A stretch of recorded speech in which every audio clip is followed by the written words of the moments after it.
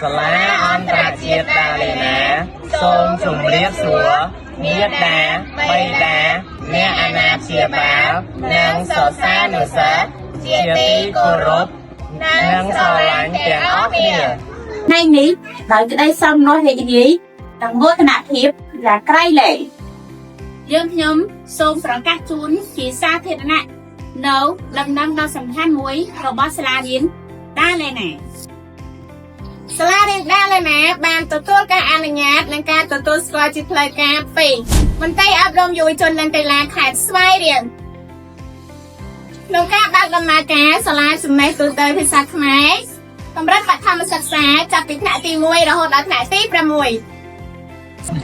ចាប់ពីថ្ងៃនេះតទៅសូមអញ្ជើញញាតិណាបៃតានិងអ្នកណាព្យាបាលមកចុះឈ្មោះសិស្សថ្មីឬតែកូនចូលមកសិក្សានៅសាលារៀនដាឡេណា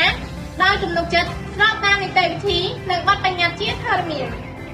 ជាពិសេសសាលាក៏មានរៀបចំវគ្គសិក្សាបំពន់ចាប់ពីថ្នាក់ទី1ដល់ថ្នាក់ទី6ដើម្បីពង្រឹងចំណេះដឹងនិងត្រៀមទទួលកូនៗឲ្យបានល្អសម្រាប់បរិវេណការសិក្សាឆ្នាំថ្មីឆ្នាំ2026-2027ខាងមុខនេះសាលារៀនដាឡេណា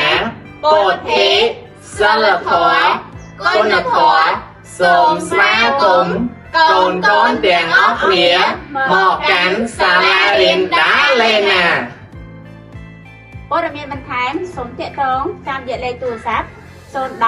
090 099 931 789និងអាស័យដ្ឋាន